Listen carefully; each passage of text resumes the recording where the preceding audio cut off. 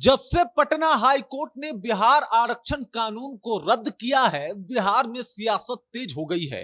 और अब तेजस्वी यादव ने तो नीतीश कुमार को मोदी का एक बार फिर से पैर छूने का भी कहीं ना कहीं सुझाव दे दिया है। क्यों दिया है मोदी को पैर छूने का सुझाव, और क्यों कहा है कि नीतीश कुमार एक बार फिर से नरेंद्र मोदी का पैर पकड़ ले, इस पूरी जानकारी से आपको अवगत कराएंगे, पूरी जानकारी के बारे में बताएंगे।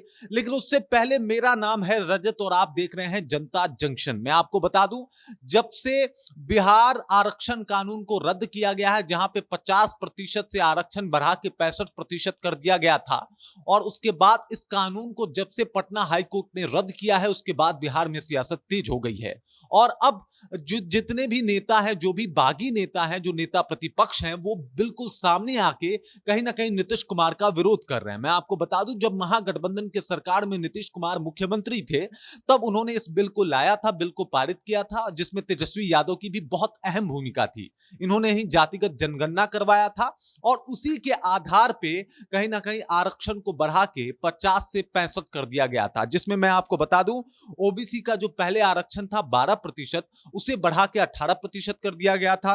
ईबीसी का 18% से बढ़ा के 25% कर दिया गया था, और इसके साथ एससी का 16% से बढ़ा के 20% कर दिया गया था, और एसटी का 1% से बढ़ा के 2% कर दिया गया था। यानी जितने भी जनसंख्या वाले लोग थे, उस हिसाब से इस आरक्षण को बढ़ाया गया था, और इस आरक्षण को कहीं ना कहीं लागू भी कर दिया गया था 2023 में ही।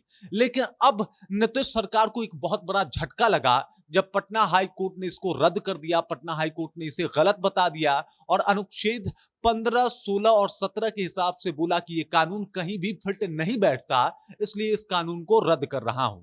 रद्द करने के बाद बिहार में सियासत तेज हो गई। तेजस्वी यादव आए और उन्होंने कहा कि मैं तो पहले से ही जानता था, और डे वन से यह बात कर रहा था कि बीजेपी जो है वो आरक्षण विरोधी पार्टी है, और जब बीजेपी के साथ नीतीश कुमार आए, तभी से मुझे यह आशंका थी कि ये जो कानून है वो पारित नहीं होगा। मैंने लगातार कोशिश भी किया, नीतीश कुमार ने भी कोशिश किया कि इसे 9वीं अनुसूची में केंद्र सरकार डाले, लेकिन केंद्र सरकार ने 6 महीने का टाइम लगा दिया, लेकिन अभी तक इसे 9वीं अनुसूची में नहीं डाला है।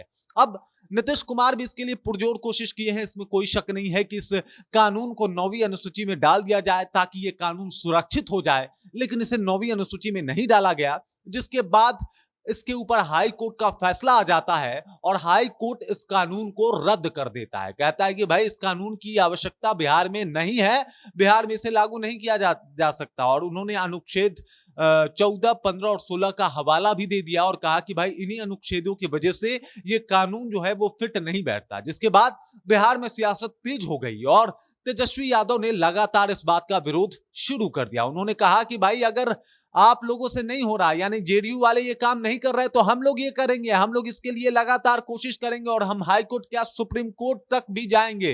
इसके लिए तेजस्वी यादव ने बोल दिया। और उसके बाद नीतीश कुमार पे भी बरस उठे। उन्होंने कहा, नीतीश कुमार इतना पैर छूते रहते हैं नरेंद्र मोदी का, जब देखो तब पैर पे गिर जाते हैं, तो एक बार और गिर जाइए पैर पे, एक बार और मोदी जी का पैर पकड़ लीजिए, और मोदी जी का पैर पकड़ के कहिए कि इसे 9वीं अनुसूची में शामिल कर लिया जाए, ताकि ये जो कानून है वो सुरक्षित हो जाए। मैं आपको बता दूं, 65% जो है वो कहीं ना कहीं पिछड़ा और अति पिछड़ा वर्ग को आरक्षण जाने के बाद 10% सवर्णों का आरक्षण हो जाता है, और कुल मिला के 75% आरक्षण हो जाते हैं।